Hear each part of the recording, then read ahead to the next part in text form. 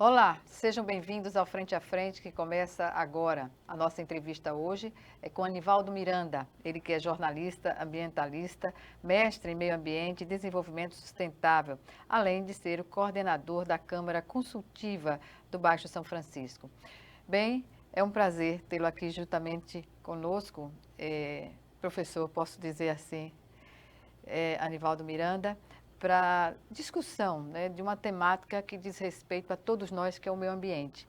E comecemos justamente com essa tragédia que aconteceu no Rio Grande do Sul, que ainda está acontecendo, né? E que a razão desse problema, muitos teimam, insistem, né, em não fazer nenhuma ligação, mas tem a ver com o maltrato que é dado ao meio ambiente em todo o país. É por aí?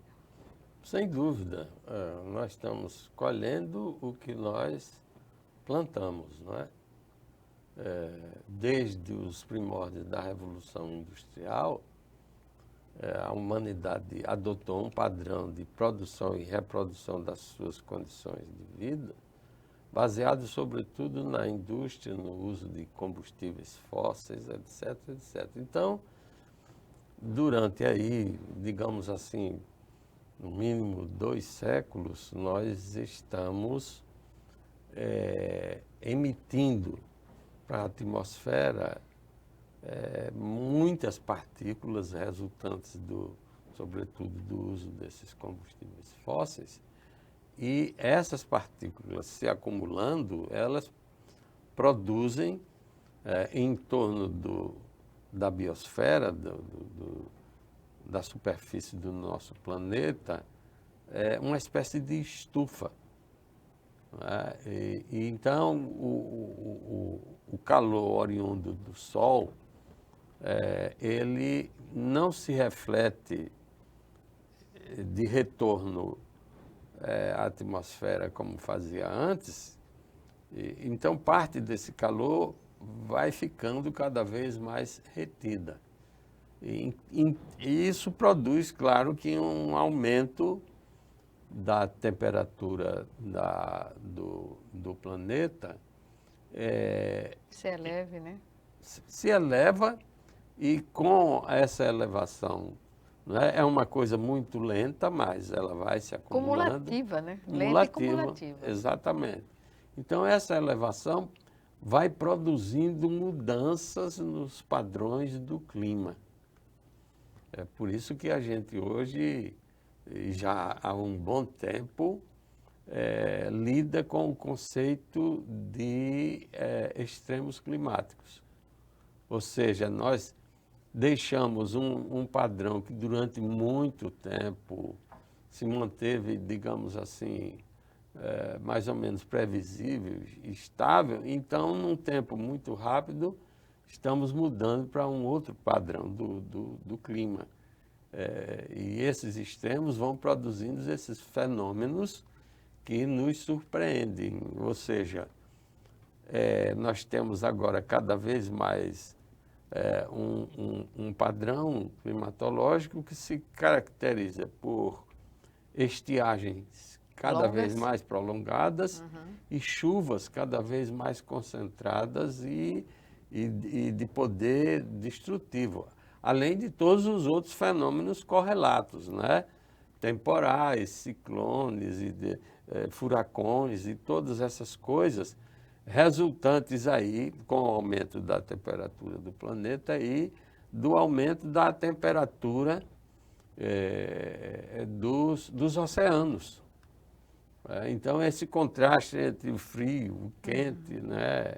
Esses E o que é contrastes. equilibrado, o que era equilibrado, não é? Porque é o seguinte, a espécie humana, ela evoluiu de uma forma extraordinária, principalmente nos últimos milênios, quando deixou de ser nômade para se fixar, né, nas vilas, nos povoados, nas cidades, e começou a praticar agricultura, começou a praticar a pecuária, ou seja, começou a dispor de excedentes da sua produção e ter tempo livre para desenvolver tecnologias e o pensamento, etc, etc. Então, de posse desse instrumental tecnológico, a espécie humana tem hoje um poder de intervenção muito grande dentro do ecossistema terrestre, a ponto de causar desequilíbrios. Só que o ecossistema terrestre é, digamos assim, um organismo vivo. E ele não se formou do dia para a noite. E esse ecossistema, se você tem alguma espécie em particular, um grupo de espécies que desequilibra, a natureza procura formas de compensação.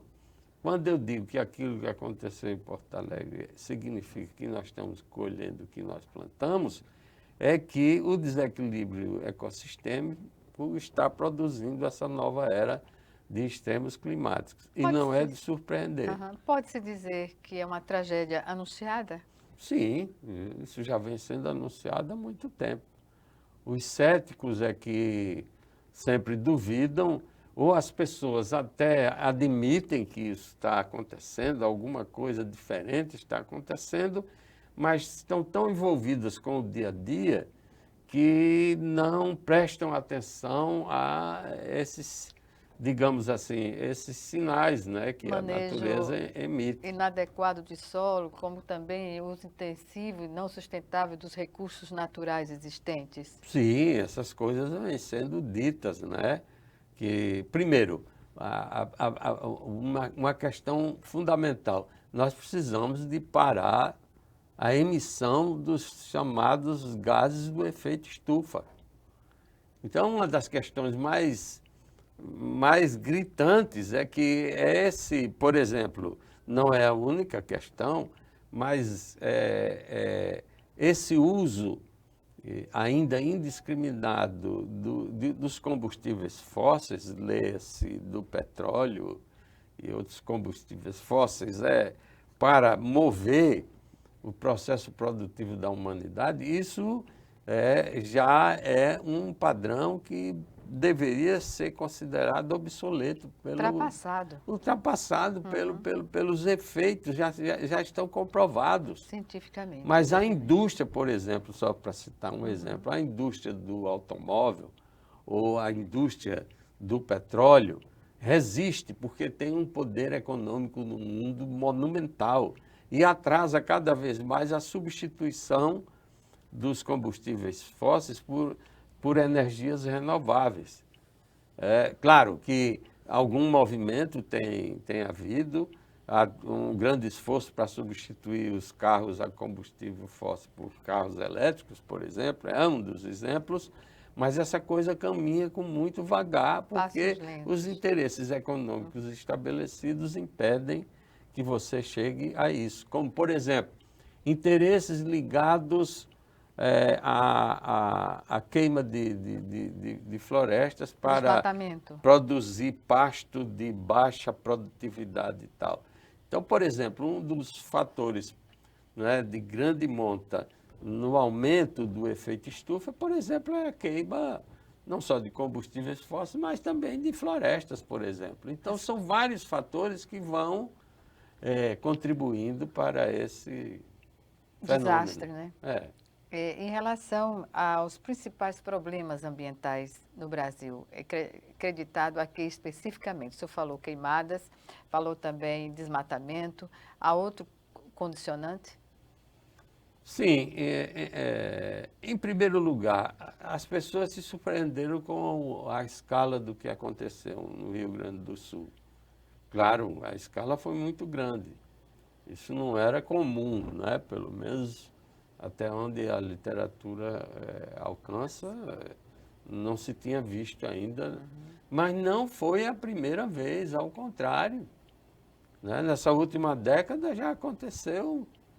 Todo ano está acontecendo, por exemplo. Quem não lembra que ali nas encostas de Petrópolis, ali no estado do Rio de Janeiro, ocorreu há cerca de 10 anos, não é, deslizamento de encostas, mais de 1.000 pessoas, não é, perderam as vidas, muitas não foram sequer encontradas, né? E recentemente, quem não lembra que aqui no litoral de São Paulo, em São Sebastião, né, um número grande de pessoas perdeu a vida também em função de chuvas muito concentradas que se precipitam, né, de forma muito violenta, e lá a mesma coisa, atingindo sempre e em primeiro lugar as populações mais pobres.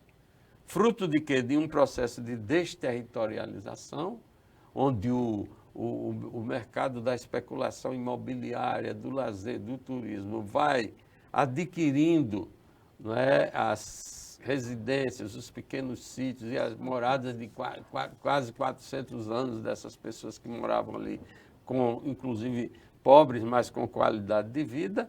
Elas são atraídas pelo... É claro, se alguém lhe oferece uma boa soma de dinheiro, você vende imaginando comprar terreno no lugar mais barato e assim fazer alguma poupança, mas essas pessoas são induzidas a um engano, porque ali no caso de São Sebastião, elas saíram, né, do lugar que tinha paisagem, onde eles tinham acesso direto à pesca e a várias coisas, e foram, não é, foram levados a comprar a grande distância, né, indo em direção ao continente, exatamente no local das encostas. Resultado, né, esse processo de ocupação desordenada do solo, que acontece muito nas cidades, conduz, né, a esse tipo de problema. E nós tivemos, eu teria que passar aqui muito tempo citando os exemplos, mas só para citar que aqui no sul da Bahia, Itabuna, ali na região Ilhéus, Itabuna, recentemente nós tivemos o mesmo padrão de enchentes, muita gente morrendo pelo deslizamento de encostas. Tivemos no caso aqui também, em Pernambuco, aqui, né, ali na periferia de Pernambuco, ali na região do Cabo também, houve grandes... E aqui em Maceió mesmo, a gente está acostumado que não tivemos ainda uma coisa com esse padrão.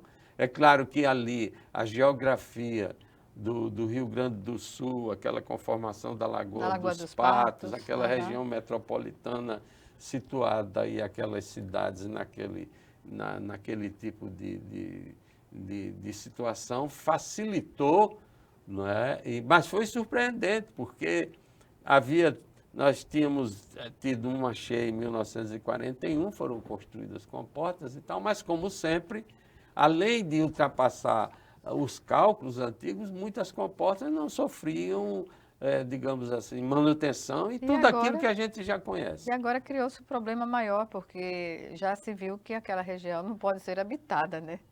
Sim. Praticamente sim. Isso, né? Mas as cidades brasileiras continuam tratando os planos diretores, não é, de forma absolutamente leviana, né? Leviana.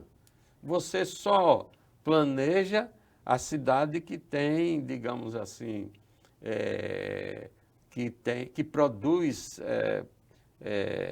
poder econômico. Não é? As áreas chamadas de nobres, não sei por que chama de nobre, mas áreas chamadas nobres, etc., etc., mas você bem localizadas investe... em relação ao que a natureza oferece, por exemplo, Ponta Verde é a praia. Para se apropriar das paisagens, das melhores terras, etc.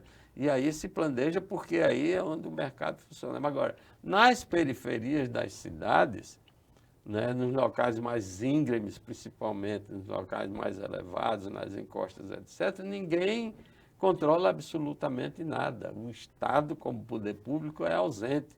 E ao discutir o plano diretor, ele é discutido, não de uma forma que a participação da população ela é absolutamente restrita. Terminam, prevalecendo os grandes interesses e esse planejamento deixa a desejar. E assim as cidades vão se expandindo de uma forma desordenada e no contexto de uma época de extremos climáticos, ou seja, com secas prolongadas e chuvas, sobretudo destrutivas, isso é o coquetel que produz esse tipo de de situação e de tragédia, né? Anunciada, como você falou. Pois bem, vamos chamar agora o nosso primeiro intervalo e o Frente a Frente volta em 1 minuto. Até já.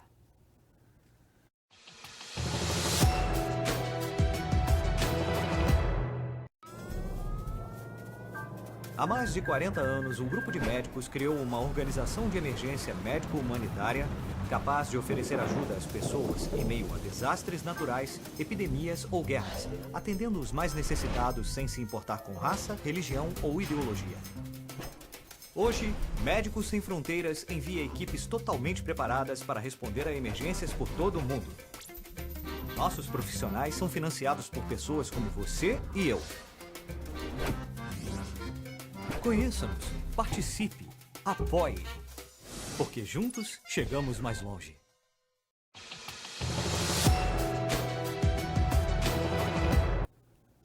De volta com o Frente a Frente, que hoje recebe o professor Anivaldo Miranda, ele que é jornalista, ambientalista e mestre em meio ambiente e desenvolvimento sustentável. Ele também faz parte, é coordenador da Câmara Consultiva do Baixo São Francisco. E sobre o Baixo São Francisco, eu gostaria da opinião do professor sobre o tratamento sanitário existente. O que dizer do Baixo São Francisco nessas condições? Pois você já deve ter percebido que quando se fala do Rio São Francisco, do Rio da Integração Nacional, isso também é válido para outras bacias hidrográficas e outros rios. Mas, especificamente em relação ao Rio São Francisco, não é, todas as pessoas, principalmente nos círculos econômicos, nos círculos políticos, nas lideranças, né, dos estados do país, todo mundo tece loas a esse rio, né? Todo mundo diz que ama o velho Chico, né? E resistente que ele é, né? Exatamente. É um rio que oferece muita história, muita paisagem, muita inspiração e, claro, provoca esse tipo de declaração de amor. Todo mundo ama o velho Chico e tal, mas eu sempre digo, quem ama não maltrata. Quem ama não maltrata. E todos aqueles que dizem que amam o São Francisco, que têm poder de intervenção e não fazem nada, então esses, de fato, nada mais fazem do que professar demagogia. Então, o Rio São Francisco, por exemplo, ele tem muitos desafios, como de resto os outros rios brasileiros. Mas no caso específico do Rio São Francisco, há uma particularidade que é muito importante. O Rio São Francisco não tem plano B, ou seja, de todas as grandes bacias brasileiras, a bacia do São Francisco tem uma missão muito, muito importante e espinhosa, porque ele representa 70% da disponibilidade hídrica da região Nordeste. Tem que ser uma prioridade, né, professor? Exatamente, e ele é chamado da integração nacional porque ele, de fato, praticamente divide o país em duas partes, né? Foi a primeira grande estrada, né, para a colonização do país. E além de ser alternativa para a região Nordeste, ele também é a única alternativa para o semiárido brasileiro, que compõe quase 1 milhão de quilômetros quadrados, e atende ainda também ao norte de Minas Gerais. A bacia do Rio São Francisco, ela ocupa algo em torno de 8% do território brasileiro. Então, os desafios são muito grandes para o Rio São Francisco. Desafios tanto relativos, por exemplo, às águas subterrâneas.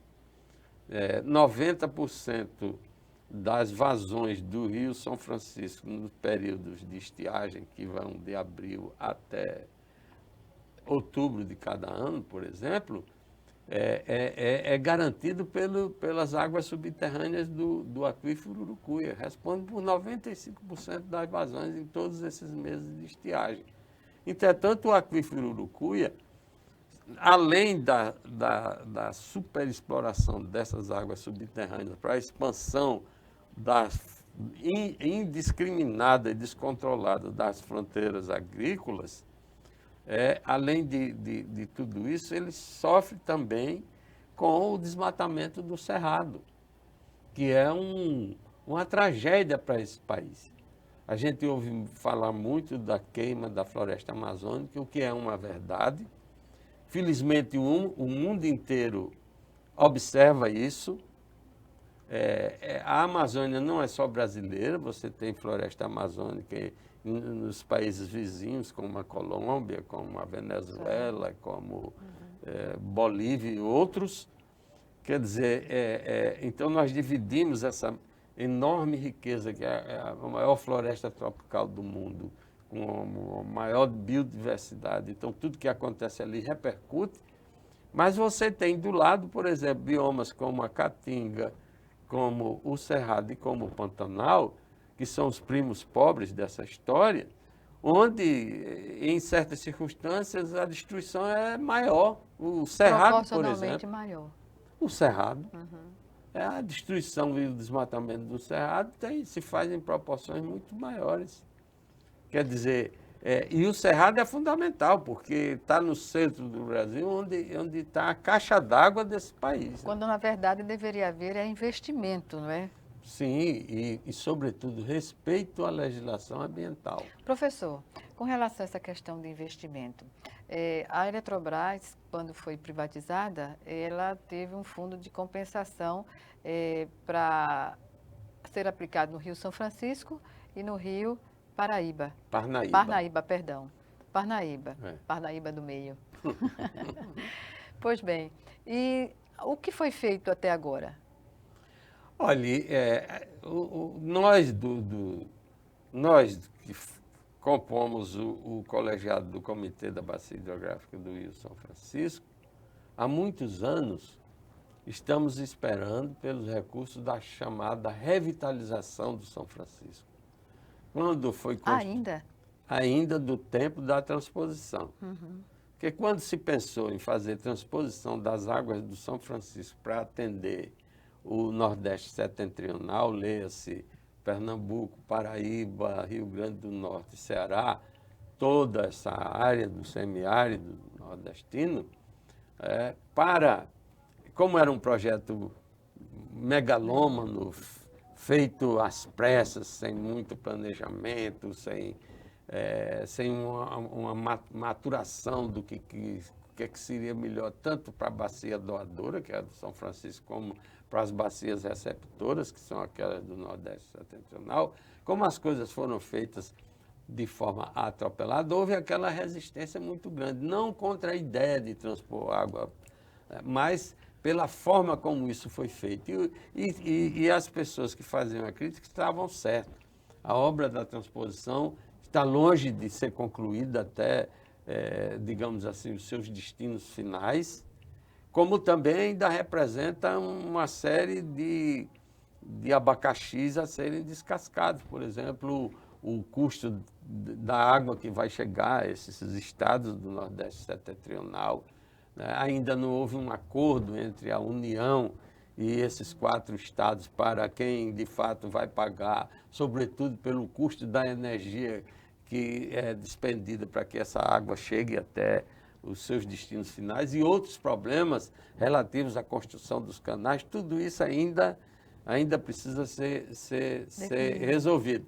Então, em função de tudo isso, como houve uma resistência na Bacia do São Francisco ao projeto da forma como ele foi imaginado, então, desde o início, entrou o governo e saiu o governo, e todos prometeram que para cada real que fosse para a obra da transposição, viria R$1 para a revitalização da Bacia do São Francisco.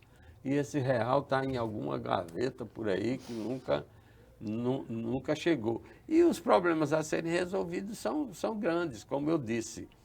Por exemplo, um dos problemas é a questão da coleta e tratamento de esgotos.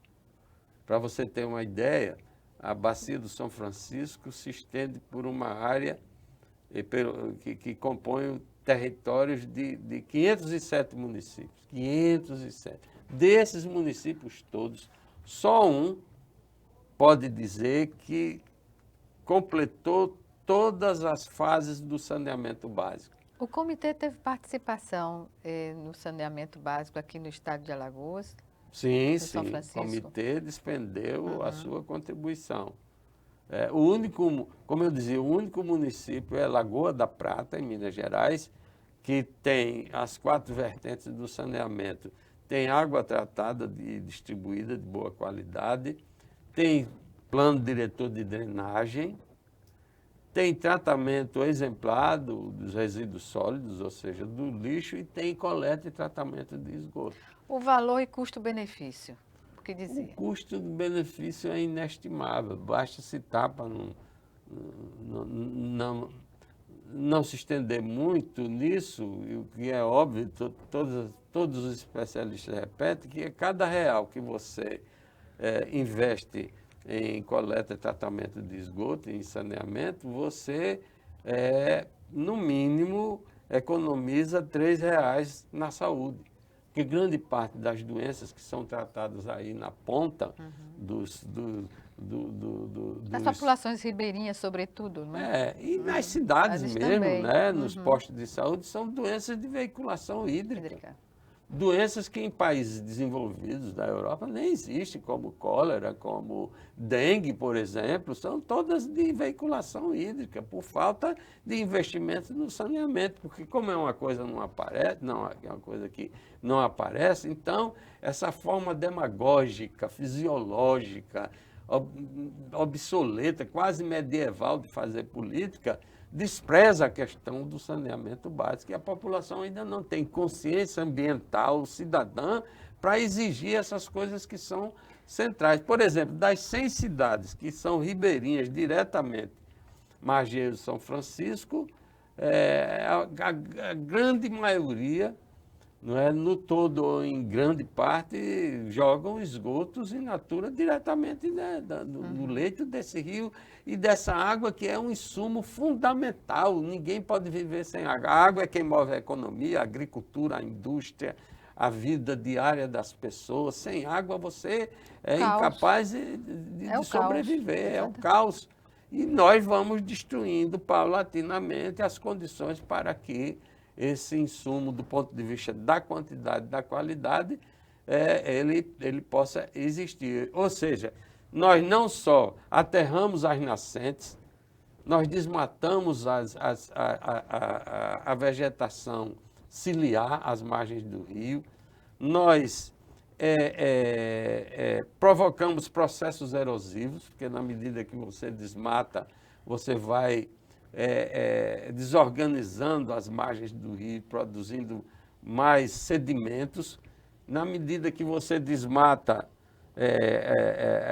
você não só perde terras férteis, como há, com as estradas vicinais, uma tendência de que os sedimentos vão aterrando o leito do rio, não só do São Francisco, mas de todos os seus rios afluentes. E isso tudo vai causando um acúmulo de coisas que, somado à questão da qualidade da água, e a qualidade da água é comprometida não só pelos esgotos, é comprometida pelos agrotóxicos, que são jogados indiscriminadamente na agricultura, principalmente no Brasil, que virou porteira aberta para todo tipo de indústria química jogar aqui, né, de qualquer jeito os seus agrotóxicos. Né? A legislação ambiental foi desorganizada exatamente para facilitar os lucros dessas grandes multinacionais. Não que você não tenha processo de controle de pragas na agricultura, mas tem que ter enorme cuidado. E é isso, exatamente isso que nós não temos, porque aqui é porteira aberta. Inclusive, um ministro de péssima imagem, né, cunhou recentemente no governo passado aquela famosa frase: olha, está todo mundo com a atenção voltada para outra coisa, então vamos abrir a porteira e deixar passar a boiada para destruir exatamente a legislação ambiental. Resultado, no nosso caso específico, nós temos um problema sério, que é a questão dentro do saneamento básico, sobretudo essa coisa de coleta e tratamento de esgoto. O comitê tem feito sua parte, porque o comitê, com o pequeno dinheirinho que a gente arrecada, são cerca de 40 milhões, já foi capaz de entregar a todas as cidades ribeirinhas, aqui no Baixo São Francisco, todas elas, os planos municipais de saneamento básico. Eles são o primeiro passo que habilita o município depois ir atrás dos projetos básicos e executivos para a construção dos sistemas de coleta e tratamento de esgotos e posteriormente, com essa segunda etapa feita, partir para buscar os recursos com a União para fazer as grandes obras de tratamento de esgoto. Pois bem, vamos chamar agora o nosso segundo e último intervalo. Em 1 minuto, o Frente a Frente está de volta. Até já.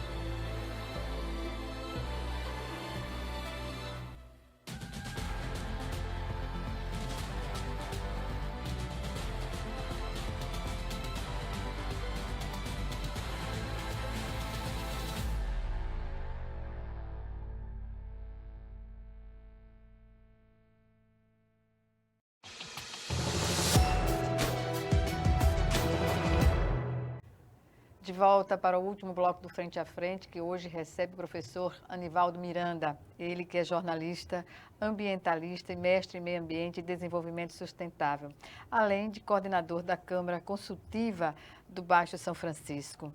Eu pergunto agora, insisto em perguntar sobre essa questão da Eletrobras, não é? Que quando foi privatizada, ela recebeu um fundo para fazer uma compensação. Então, em que pé está essa questão? Veja bem, do nosso ponto de vista, foi mal conduzido, porque eles criaram um comitê de contas, nessas contas já estão depositados 700 milhões, porque resultante da privatização da Eletrobras, se criaram 2 fundos, um para a bacia do São Francisco e do Parnaíba, do rio Parnaíba, que atravessa o Ceará, o Rio Grande do Norte e o Piauí, e nessa mesma conta também para o Rio São Francisco. O acordo é que a cada ano são depositados 350 milhões durante 10 anos, o que irá fazer um montante de 3 bilhões e 500 milhões. Também tem um outro fundo lá para o sistema de Furnas. Em Furnas serão 250 milhões anuais e 2 bilhões e 500 ao cabo de 10 anos. Mas vamos nos ater ao fundo aqui do São Francisco. Já existem depositados 700 milhões e foi feito um plano de trabalho nesse comitê de contas que produziu ou previu investimentos da ordem de 64 milhões. Você tem 700 milhões depositados e produz um plano de trabalho de 64 milhões. Só. Por quê? Que é menor do que os juros já produzidos por esse dinheiro, que é de 65. Por quê, professor? Porque qual é a razão dessa baixa? Por incompetência, por arrogância de querer centralizar tudo, deixaram os comitês de bacias hidrográficas de fora, o que é um absurdo. Que contribuição poderia dar os comitês? De hidrográfica não foi encontrado no meio da rua, é um órgão paraestatal. Científico. Né, criado por decreto, nos estados por decreto dos governos e no país por decreto presidencial. Portanto, faz parte do Sistema Nacional de Recursos Hídricos, tem toda uma experiência. Quem aprova o plano diretor das bacias hidrográficas já tem uma experiência acumulada, agem quando tem cobrança através de uma agência delegatária que faz as funções de agência pública, que executa os valores da cobrança e que tem, portanto, capilaridade para articular todo um processo de construção de parcerias. Isso aconteceu no governo passado? Não, o governo passado, de fato, não deu nenhum passo no sentido de estimular a democracia participativa na gestão do meio ambiente e das águas. Ao contrário, fez o que pôde para desorganizar a legislação ambiental e fez o que pôde para não reforçar esse processo, né, da descentralização da tomada de decisões. E o governo atual, ao se deparar sobre isso, não percebeu da necessidade de restaurar o caráter participativo, não só da política do meio ambiente, como da política de recursos hídricos. Vem restaurando isso de alguma forma, mas lentamente. Por exemplo, no caso da política de recursos hídricos, até agora o Conselho Nacional de Recursos Hídricos não foi restabelecido. Ele sofreu muito durante a administração passada, mas ainda não foi restaurado na sua plenitude. O que eu quero dizer com isso é o seguinte: está lá o dinheiro, 700 milhões, os comitês de bacias estão reivindicando a sua participação, e esse é um fundo que já pode nos ajudar aí no programa da revitalização. E aqui eu quero chamar a atenção para o Congresso Nacional, porque a revitalização é uma promessa de já vai completar 25 anos, entrou o governo, saiu o governo e essa revitalização não aconteceu. A gente, historicamente, cobra muito do governo central, não é? Do governo federal, dos governos estaduais, dos municípios, das prefeituras, mas esquece de cobrar o legislativo. E agora o jogo mudou um pouco, porque o centro nervoso do comando do orçamento, de repente, está lá no Senado e na Câmara Federal. E é preciso tirar deputados federais e senadores da moita e cobrar onde é que está o dinheiro para a revitalização. Né? O país precisa botar o olho com mais cuidado em cima da questão orçamentária. É ali, naquela discussão do orçamento, que se define a vida de todo mundo. No nosso caso, de gestão das águas... A participação popular, perdão, pode continuar. A participação da popular... A participação popular no contexto de decisão do Congresso, por exemplo. Não, nos primeiros anos do governo do PT, essa coisa se discutiu muito, do orçamento participativo, até houve muitas tentativas, mas depois isso foi desaparecendo na bruma e você não vê nenhuma força política hoje efetivamente empenhada em trazer de volta esse princípio, melhorando, modernizando e tal. O fato é que hoje a questão orçamentária, principalmente do ponto de vista da União, que é quem tem o maior acúmulo de recursos, ela é decidida a uma distância muito grande daquilo que os pagantes de impostos querem, que é, de fato, ter influência. E, no nosso caso, nós queremos recursos para a revitalização. Professor, na sua opinião, quais são os principais problemas ambientais no Brasil hoje? Olha, o grande problema ambiental no Brasil ele é de caráter político-institucional. Nós temos uma crise ambiental, claro, gravíssima, né? Não só no Brasil como no planeta, com fenômenos que se agravam, mas grande parte dessa crise é uma crise de gestão. Crise de gestão. De falta de atitude, não é?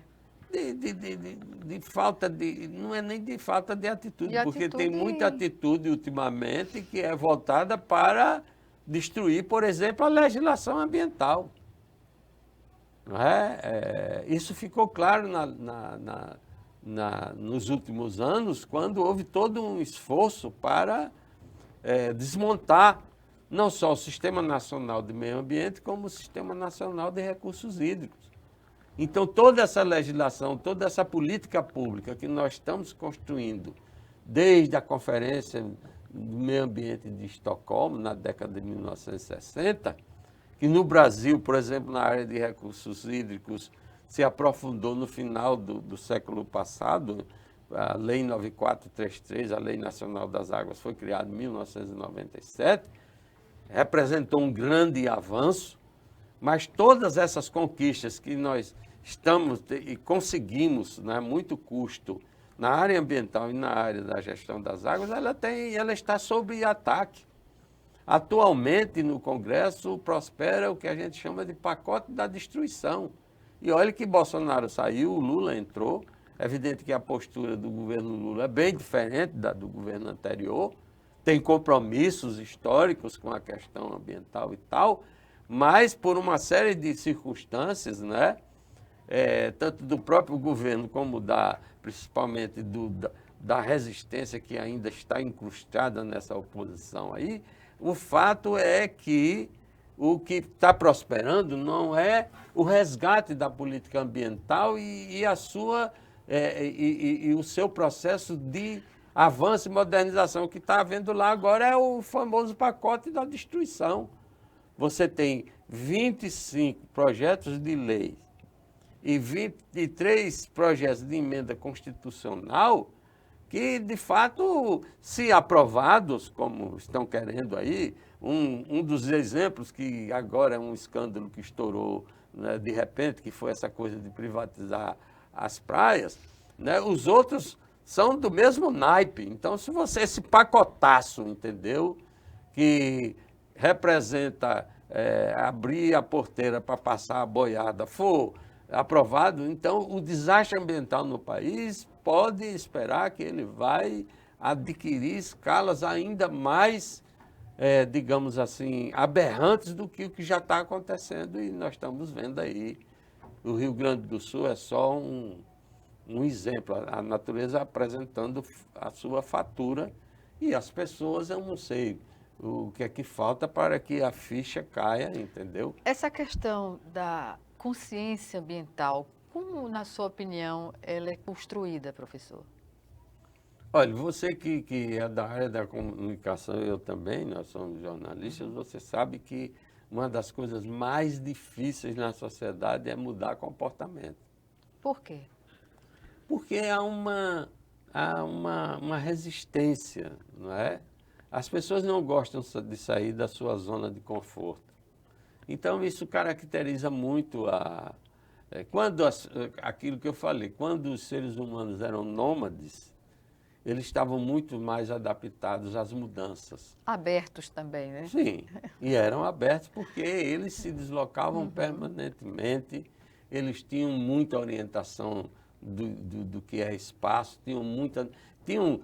tem coisas do tempo, que foi um longo tempo de existência da humanidade, a maior parte do tempo da humanidade foi como nômade. Grande parte dessas habilidades, desses conhecimentos desapareceu. Depois que nós nos tornamos sedentários, essa coisa ficou mais complicada. E é compreensível, do ser humano. Portanto, nós que somos comunicadores sabemos que para mudar comportamento, embora você diga todo dia, rapaz, está se aprofundando, a temperatura da Terra está aumentando. Com o aumento da temperatura, esse efeito estufa vai causar mais extremos climáticos. Mas ainda há quem acha que a Terra é quadrada. Sim, aí já é um outro aspecto que merecia um outro debate, que são os novos padrões da comunicação, né? Exatamente. Nós sofremos e estamos ainda no meio de uma revolução enorme da comunicação, abriram-se novos, digamos assim, poderes que a humanidade ainda não tem maturidade para administrar, como é a questão da internet, da fake news, da inteligência artificial, e estamos sendo vítimas, não é, de muita... Se antigamente a gente sofria por ausência de informação, nós estamos agora sofrendo por excesso de informação de má qualidade. Exatamente. Isso tudo implica depois nessa questão de por que é que as pessoas demoram tanto a cair a ficha, como, por exemplo, nessa questão aí da importância do equilíbrio ambiental. Estamos num planetinha azul, né? É difícil você encontrar outro planetinha desses a uma distância, pelo menos, imaginável, e nós não estamos sabendo. Somos uma espécie que se expandiu muito, está ocupando muito espaço e usando muitos insumos naturais, e não estamos sabendo planejar e tornar isso sustentável, porque a ambição do lucro, que é uma máquina de moer pessoas e moer riquezas, essa máquina não nos deixa tempo de fato, planejar melhor o uso e a ocupação do solo, tornar mais racional nosso modo de vida e, de fato, cultivar mais o bem-estar e o espírito do que propriamente coisas materiais que, na maioria das vezes, a gente nem usa. Exatamente. Professor Anivaldo Miranda, foi um prazer. Eu lamento informar que estamos no final do nosso programa. Algumas considerações? Não, eu quero dizer apenas que